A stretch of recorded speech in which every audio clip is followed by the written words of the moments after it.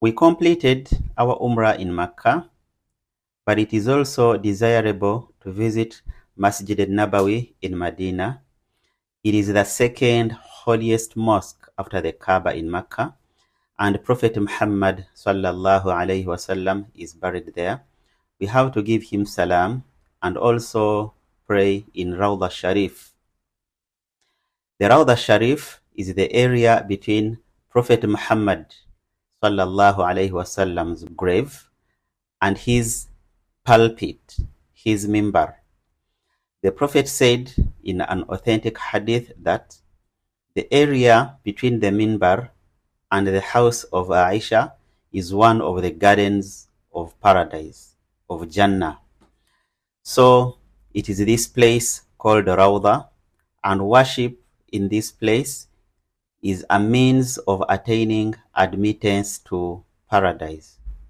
It is now becoming increasingly difficult to enter and pray inside the Rawda. This is because of the growing crowds. Currently, you will require to book a Rawda permit through an app, Nusuk app. It is very good to pray in the Rawda, but it is also very bad if you have to hurt a brother or sister while you force your way to get into, to have access to Rawda. If you are unable to pray in the Rawda, you can pray anywhere in Masjid al-Nabawi. It is good enough. According to authentic hadiths, the rewards of praying in Masjid al-Nabawi is better than 1,000 prayers in any other mosque except Masjid al-Haram in Mecca. Praying in Masjid al-Haram in Mecca is 100,000 times better than praying in any other masjid. To access Rawda Sharif, you can use Babu Bilal, gate number 38. You pray 2 rakats and wait in that area. It's called Mawajah, sacred meeting point. You can get guidance from the protocol. They will be there at the mosque. Remember, you are now around the sacred chamber. Prophet Muhammad sallallahu alaihi wasallam is resting there, plus Abu Bakr Siddiq and Umar bin Khattab. When Prophet Muhammad sallallahu alaihi wasallam was ill, all his wives allowed him to stay where he wished to stay, and he chose to stay at Aisha's house, and it is this house that is referred to as the sacred chamber. Aisha's house had 2 doors, the front door which went straight into the masjid and then at the Prophet's pulpit, mimbar, and then the back door to the city of Madinah. So when Prophet Muhammad sallallahu alaihi wasallam, when he breathed his last, Aisha, may Allah be pleased with her, burst into cries. So because her house was next to the mosque and other people were also in the mosque, because they knew the Prophet was sick, many of them had come to visit him, to pray for him. So when Aisha started crying, everybody in the mosque burst into tears. Inna lillahi wa inna ilayhi raji'un. Umar bin Khattab radiyallahu anhu, he could not believe it. In that state, when everybody was crying, engulfed with sadness and a somber mood, Umar bin Khattab radiyallahu anhu, in that state of shock, he drew his sword and held it in his hands. And he said, whoever says that Prophet Muhammad is dead, I'm gonna cut off his head. Umar went ahead to say that Prophet Muhammad has gone like Prophet Musa. Prophet Musa went for 40 days and then he came back. He said that Prophet Muhammad will come back. Umar was a tall and meticulous Sahaba and feared, but he was also dearly loved.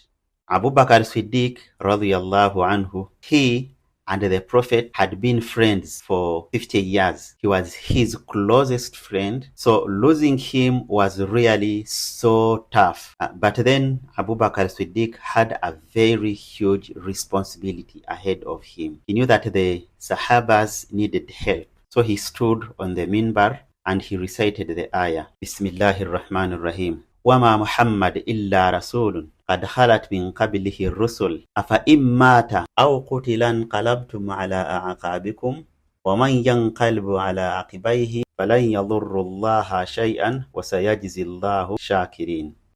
Muhammad is not but a messenger. Other messengers passed away before him. So if he was to die or be killed, would you turn back on your heels? Yani, turn back into unbelief? And he who turns back on his heels will never harm Allah at all, but Allah will reward those who serve him with gratitude. When Umar heard this ayah, it was as though it's the first time he is hearing about it. Umar withered and dropped down on his weight and started crying. Inna lillahi wa inna ilayhi raji'un.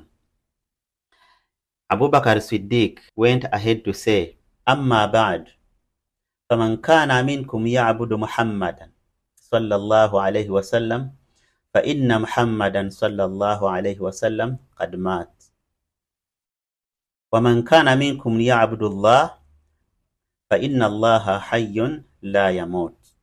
Whoever amongst you worshipped Muhammad sallallahu alayhi wasallam, then Muhammad is dead. But whoever worshipped Allah, indeed Allah is living and never dies. Ali was also there. His legs got frozen and he was unable to stand. So it was a very painful moment. As time went by, a disagreement on where to bury the Prophet emerged, and then Abu Bakr Siddiq said he heard the Prophet say, every Prophet is buried where he died. So Prophet Muhammad sallallahu alaihi wasallam was buried in Aisha's house, the sacred chamber. The angels encircle the grave day and night, repeating salawat ala nabi. When the Prophet was buried in Aisha's house, she did not move out of the house, and there was no barrier between her chamber and the Prophet's grave. So 2 years later, Abu Bakr Siddiq was struck by a fever and passed away 15 days later. Aisha permitted that he be buried in the chamber, and he was buried about 1 arm's length behind the Prophet's grave. Abu Bakr Siddiq died at the age of 63, the same age as Prophet Muhammad sallallahu alaihi wasallam. Inna lillahi wa inna ilayhi raji'un. Aisha did not place a barrier between her and the 2 graves, saying, they are my husband and my father. 10 years later, Umar bin Khattab was martyred by Abu Lu'lu'. Abu Lu'lu' was a Persian non-believer slave of Al-Mughira. The martyrdom of Umar happened during the Fajr prayer. Umar radiyallahu anhu was 63 years old, and Aisha permitted that he be buried in the sacred chamber, and he was buried about an arm's length behind Abu Bakr Siddiq. Inna lillahi wa inna ilayhi raji'un. Out of respect for Umar, Aisha put up a partition to separate the area where she lived from the graves because Umar was not a mahram. She lived in a small space that wasn't occupied by the graves until she passed away 47 years after the demise of the Prophet. Inna lillahi wa inna ilayhi raji'un. Aisha was buried in Jannatul Baqi, which means Garden of the Heaven. Let's briefly talk about greeting the Prophet sallallahu alaihi wasallam. The Mawajah sacred chamber point, located on the east side of the sacred chamber, is where pilgrims can look inside the chamber and greet the Prophet and his 2 companions, Abu Bakr Siddiq and Umar bin Khattab. According to the vast majority of scholars, the graves are positioned as follows. The nearest grave from the southern wall of the sacred chamber, with the largest hole on the left, directly faces the noble face of Prophet Muhammad sallallahu alaihi wasallam. The grave in the middle is aligned to the face of Abu Bakr Siddiq, and the grave on the right is aligned to the face of Umar. The house of Aisha and the other wives of the Prophet, like Hafsa and Sauda bint Zuma, were known as the Hujrat, after which a whole chapter in the Holy Quran is named. All of them were built next to each other and today located inside the sacred chamber, and the remaining portion is where visitors stand when greeting the Prophet. Also present there is the house built for the Prophet's daughter Fatima and the Prophet's cousin, also son-in-law Ali. This house was situated south of Aisha's chamber and was the location in which the couple got married. The Blessed Prophet received several revelations in the chambers of Aisha. Other houses of other wives of the Prophet sallallahu alaihi wasallam, which had been inherited by the family of the Prophet, were controversially raised by the Umayyad Caliph Walid ibn Abdul Malik in order to expand Masjid al-Nabawi. By this point in time, there were no living Sahabas in Medina, but the people in the city of Medina were so saddened, and a great sorrow filled the air of the blessed city of Medina. Let's talk about the repairs at the sacred chamber where Prophet Muhammad sallallahu alaihi wasallam is resting.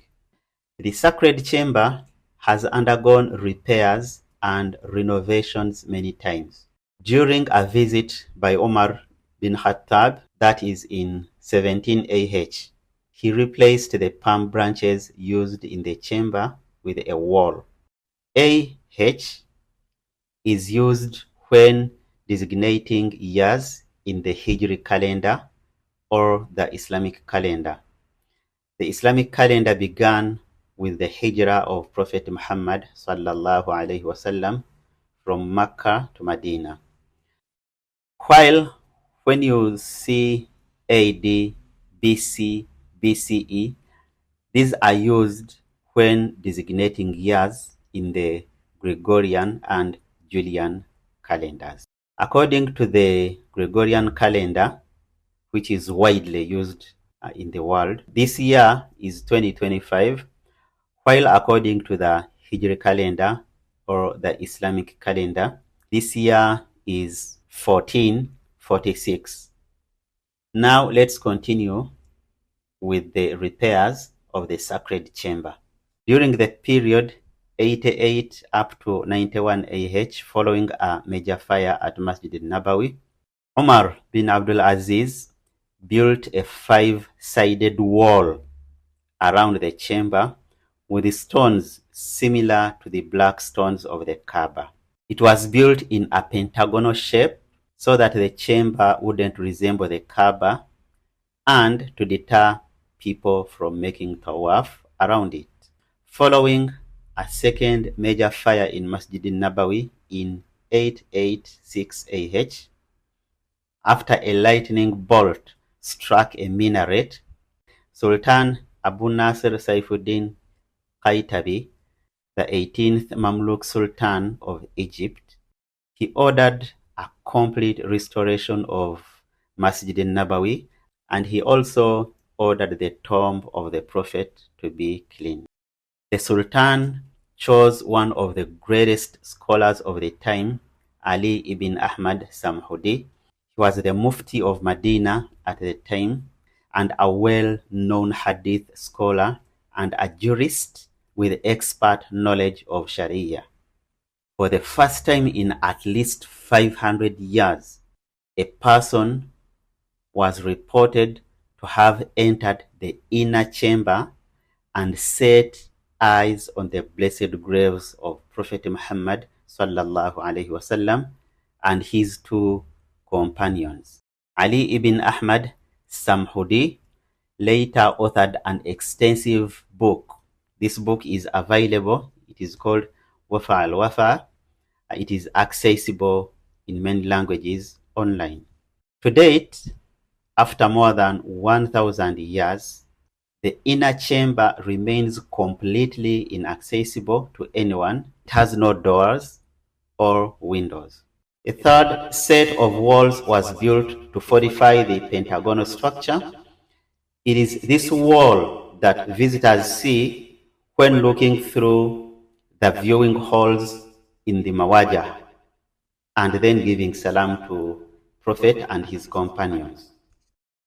The Mamluk Sultan of Egypt was the first to build a dome over the sacred chamber. It was made of wood and covered with lead. The base of the rectangular and the upper section was octagonal at the time. Who were the Mamluks? The Mamluks were a class of slave warriors who seized power and ruled Egypt and Syria from 1250 until 1517, when their dynasty was extinguished by the Ottomans. These are Turks now. During the reign of the Ottoman, the Sultan Mahmud replaced the upper dome of the sacred chamber after cracks appeared. This dome was painted green 2 decades later by his successor, Sultan Abdul Majid. Today, this dome is commonly referred to as the Green Dome. During the reign of Sultan Abdul Majid, the 31st Sultan of the Ottoman Empire, the sacred chamber was adorned with poetry and praise of the Prophet. There have been some attempts to remove the blessed body of Prophet Muhammad from his resting place. At least 2 attempts were carried out by the Fatimid Caliph, who wanted to transfer the body of the Prophet to Cairo in Egypt, Misr. The most audacious attempt took place in the year 557 AH, when 2 Christian men from Andalusia. Andalusia was a Muslim majority part of Spain. So 2 Christian men traveled from Andalusia to Madinah with the intention to steal the body of Prophet Muhammad sallallahu alaihi wasallam. So these 2 guys dug a tunnel from their lodging towards the sacred chamber. One night, the great Sultan Salahuddin Ayyub, who had a reputation as a courageous and noble leader who repeatedly defeated the Christian Crusaders' armies, after performing his night prayers, the Prophet appeared to him in a dream. The Prophet pointed out 2 men with blonde hair and said, "Oh Mahmud, save me from them." The Sultan woke up in a state of shock, unsure of what this statement meant. He prayed and went back to sleep. He had the same dream 3 times until he decided to share his dream with one of his advisors, Jamaluddin, who was known for the righteousness and wisdom. Jamaluddin advised the Sultan to immediately leave for Madinah. The Sultan and his men, along with 1,000 camels, went straight from Syria to Masjid al-Nabawi. He then explained his dream to the governor of Madinah, and a public announcement was made in the city informing the residents that the Sultan would be holding a gathering where he would be providing food and gifts. When everybody gathered and the governor inquired about any absentees, the residents informed him that there were 2 individuals who hadn't turned up. He then ordered the two men to be brought to him, and when they were brought, the Sultan recognized them immediately. The Sultan then searched the residence of the men but couldn't find any evidence of wrongdoing. After closer inspection, the Sultan came across large sums of money and a piece of wood covered by a sheet. After removing the sheet and lifting the piece of wood, he uncovered the tunnel which had almost reached the sacred chamber. The two men confessed that they were Christians from Rome who had been taught the Arabic language and Arabic customs. They admitted their mission was to steal the blessed body of Prophet Muhammad and take it to Rome. After this grave incident, Sultan ordered a trench to be dug around the sacred chamber. The trench was filled with molten lead to prevent any future attempts of tunneling into the chambers from below. So, regarding the sacred chamber, we can stop at that and briefly talk about Jannatul Baqi. The wives of Prophet Muhammad sallallahu alaihi wasallam, including Aisha, Safiya, Hafsa, and the daughters of Prophet Muhammad, including Ruqayya, Kulthum, Zainab, and his family, commonly known as Ahlul Bayt, including Ibrahim ibn Muhammad, Abbas, Hassan bin Ali. All these ones are resting in Jannatul Baqi. Imam Malik is also buried there. So when we visit Masjid al-Nabawi in Madinah, we also come to say salam to these and many other Sahabas buried in Jannatul Baqi. The Prophet used to say, Zurul Qubur, فَإِنَّهَا تُذَكِّرُكُمْ بِالْآخِرَةِ. Uthman bin Affan is also buried here. His grave was initially not within the Jannatul Baqi. He was buried far away due to an insurrection, and the intention was for the mutinous not to harm his body. But after the expansion of the graveyard, the tomb of Uthman is now inside Jannatul Baqi. Let's also talk about Uthman bin Affan, often referred to as Dhu Nurain, the possessor of two lights, because he got married to two daughters of Prophet Muhammad sallallahu alaihi wasallam. He first married Ruqayya, and Inna lillahi wa inna ilayhi raji'un. When she died, then Uthman married Kulthum. Uthman was one of the most generous men of his time. In the year 9 AH, the Prophet sallallahu alaihi wasallam got the news that the Romans were plotting to destroy the newly emerging Islamic State. So he wanted the Muslims to equip themselves and prepare for the attack. That seemed practically impossible because the Muslims did not have enough resources to meet such a powerful army as the Roman Empire, and most of the Muslims were generally poor. They were short of many things that were required for the battle, such as horses, camels, even swords and spears. Every companion tried his or her best to strengthen the army. The women sold the few jewels they had to help the men prepare for the battle. Uthman, at the time, provided 200 fully equipped camels and presented them all with 200 ounces of gold as charity. He also fetched 1,000 dinars and gave it to Prophet Muhammad sallallahu alaihi wasallam. 1,000 dinars of the time, we could be talking about millions of dollars of today. Uthman did not stop giving until his charity topped 900 camels and 100 horses, besides the money he paid. Seeing Uthman's generosity, the Prophet made the following statement: "From this day on, nothing will harm Uthman regardless of what he does." Uthman was the third Caliph after the death of Prophet Muhammad sallallahu alaihi wasallam. There was Abu Bakr as-Siddiq, Umar bin Khattab, and then Uthman. We earlier talked about how Umar was stabbed in Fajr prayer. As he was lying on his deathbed, he constituted a committee of 6 people to choose the next Khalifa from amongst themselves.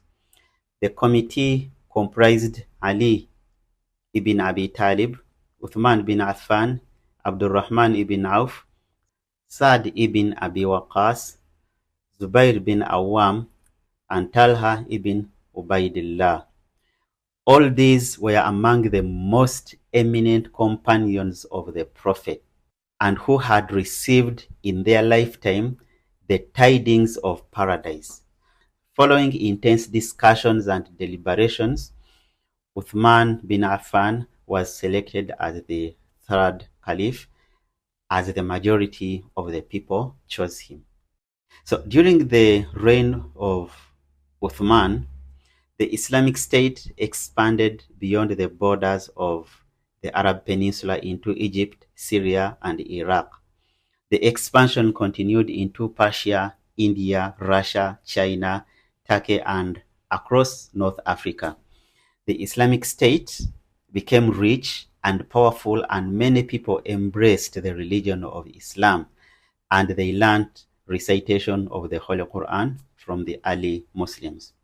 Although Uthman was a wealthy person, he led a simple life even after becoming the leader of the Islamic State. His generosity continued after he became the caliph. He never took any salary for his services to Islam from Baitul Mal, the treasury. He also developed a custom of freeing slaves every Friday, looking after widows and orphans, and giving unlimited charity. As a way of taking care of Prophet's wives, he doubled their allowances. So that was Uthman. He was always mindful of Allah, and that guided his actions. So later during his reign, Uthman faced some hostility and accusations, accusing him of not following the Prophet and the preceding caliphs. So when these allegations were made, those companions who were true and pious, they defended Uthman because they knew what he stood for. But then tragedy struck when many of the Muslims of Medina had departed for Mecca to perform Hajj. The house of Uthman was besieged for 40 days. He was prevented from going to the masjid and for any food or drink to be delivered to him inside his house. While these events happened, Uthman instructed his guards, and I quote, "I ask you for the sake of Allah, do not shed anyone's blood on my behalf." Many of the advisors of Uthman asked him to take action and stop the rebels, but Uthman did not. So as the besiege of Uthman's house reached the 40th day, news was received that an army from Basra would reach Madinah that night in order to provide protection to Uthman. And when the rebels received this news, they jumped over into the house of Uthman and struck him on the head with a piece of iron rod, and blood began to flow from his head. By the time they jumped into his chamber, he was holding the Quran and reading from it. So the rebels cut off the hand of Uthman that was holding the Holy Quran, and it fell down. Uthman said, "By Allah, that was the first hand that wrote down the Quran." Uthman had the greatest honor of becoming the first Hafiz of the Quran in the Ummah. So blood spilled in the Quran, and specifically on the verse, "Ya ayyuhan nabiyyu hasbukallah wa man taba'aka minal mu'minin." Prophet, Allah is sufficient for you against them and for the believers who follow you. Inna lillahi wa inna ilayhi raji'un. At the age of 82, Uthman bin Affan breathed his last. The blood spilled specifically on this ayah we have recited. Whoever saw the blood in the Quran and on that ayah, even the one who possessed the hardest hearts, closed their eyes out of fear. Inna lillahi wa inna ilayhi raji'un. Anas ibn Malik, he narrates in one of the hadiths that one day Prophet Muhammad sallallahu alayhi wasallam went with Abu Bakr Siddiq, Umar bin Khattab, and Uthman bin Affan. They went on Mountain Uhud. So out of honor, Mountain Uhud started to tremble, to shake. So the Prophet stumbled upon it and said, Uthbut Uhud, فَإِنَّ عَلَيْكَ نَبِيًّا وَصِدِّيقًا وَشَهِيدًا. Come down, Uhud, because on you there is the Prophet, the one who speaks the truth, and the two martyrs. So the two martyrs we are talking about are Umar bin Khattab and Uthman bin Affan. So Uthman bin Affan died as a martyr. Some of the murderers of Uthman bin Affan were criminals who had served sentences, while others were bandits. After killing Uthman, they looted his household and then headed to Baitul Mal and looted whatever they could lay their hands upon. They did not allow anyone to bury Uthman, and his blessed body was left discarded for 3 days. So Habiba, the wife of Prophet Muhammad sallallahu alaihi wasallam, climbed upon the stairs of Masjid Nabawi and announced, "O rebels, no. If you do not allow us to bury Uthman, then I, the wife of the Prophet, will descend into the streets of Madinah with my hair uncovered, and I will bury Uthman all by myself." So following this threat, the rebels allowed the body of Uthman to be buried by 4 people, and these included Hassan, Hussein, Ali, and Muhammad bin Talha. He was initially buried outside Jannatul Baqi so that the criminals don't harm his body. So let's talk briefly about Ali. When Ali radiallahu anhu was at the age of 5, Prophet Muhammad sallallahu alaihi wasallam took him and gave him every kindness and affection in his early childhood. He grew up in the household of the Prophet, and Ali was the first to become a Muslim from early childhood. And when disbelievers of Makkah plotted to kill the Prophet, Angel Jibril alayhi salam revealed the details of that evil conspiracy and asked the Prophet not to sleep in his bed that night. So Prophet asked Ali to sleep in his bed and impersonate him, while the Prophet left the house safely at night and migrated to Medina. Thereafter, Ali also migrated to Medina to join the Prophet. Ali radiallahu anhu married the Prophet's most beloved daughter, Fatima. The blessed marriage took place in Medina after the Battle of Uhud. Ali had the additional honor of being the father of the Prophet's grandchildren, Hassan and Hussein. Ali was so trustworthy that the Prophet designated him as one of the scribes who would write down the text of the Holy Quran, which had been revealed to the Prophet. He was instructed to write down the Treaty of Hudaybiyah and was also charged with settling several disputes of various tribes. Ali participated in almost all the battles against unbelievers during the time of the Prophet, except the Battle of Tabuk. It was Ali who drew around the Prophet in the Battle of Uhud, when the archers deserted their sports in quest for booty. After the death of Prophet Muhammad sallallahu alaihi wasallam, all the companions, including Ali, pledged their allegiance to Abu Bakr Siddiq. Ali gave his pledge of loyalty to Abu Bakr and assisted him throughout his caliphate. Narrations reveal that judgeship was delegated to Ali during the time of Abu Bakr. When Umar bin Khattab radiallahu anhu was elected as the second Caliph after Abu Bakr Siddiq, Ali pledged his allegiance to Umar and helped him as a trusted advisor.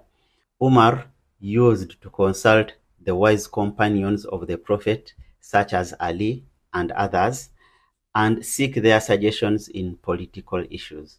Ali was one of the electoral councils to choose the third Caliph, which was appointed by Umar.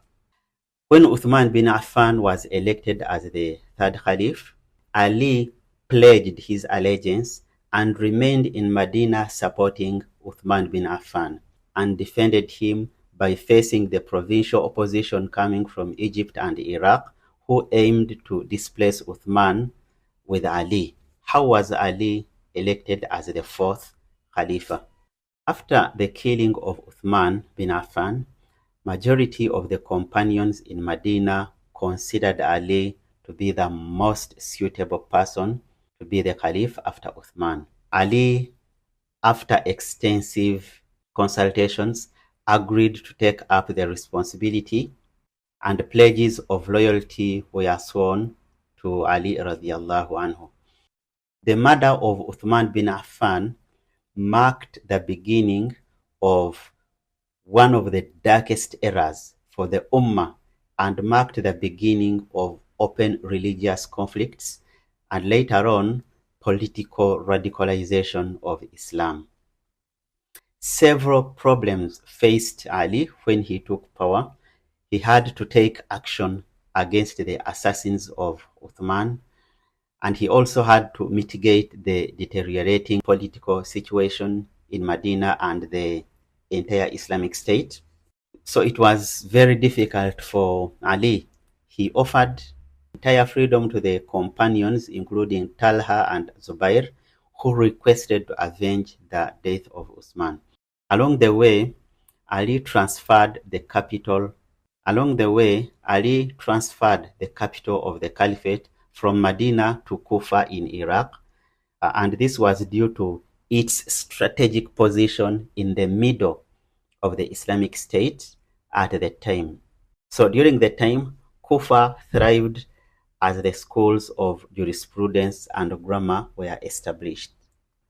There was a group called Khawarij. This was a breakaway faction that had been the source of trouble for the Muslim state for almost half a century, and had been defeated at the Battle of Nehrawan. But a few of the Khawarij had escaped, and among them included Muljam, who later got consumed with the desire to kill Ali. By a coincidence, this Muljam met a Khawarij woman whose father and brother had been killed in Nehrawan, and she too had nursed an undying hatred for Ali. So Muljam proposed marriage to her, but she told him that the price for her hand in marriage was the head of Ali ibn Talib. So Muljam put his sword in a deadly poison and let it soak in there for 3 days. On the morning of 19th Ramadan, 40 AH, Muljam struck the fatal blow at the forehead of Ali ibn Abi Talib as he led Fajr prayers with such a deadly force that it split open the head of Ali. Inna lillahi wa inna ilayhi raji'un. Ali died. Other sources suggest that Muawiyah was the most interested in the assassination of Ali and was the one responsible for the heinous crime, and Allah knows best. Hassan and Hussein, the grandchildren of the Holy Prophet, washed the body of their father Ali, draped it in a shroud, offered the funeral prayers for it, and then buried it silently. It is said that Ali radiallahu anhu was buried at Najaf, at some distance from Kufa. Other sources suggest was buried in Mazar-i-Sharif in Afghanistan, while others say he is buried in Imara in the city of Kufa, Iraq, and Allah knows best. Ali ibn Abi Talib was one of the 10 men given the tidings of the paradise by the Holy Prophet while still alive.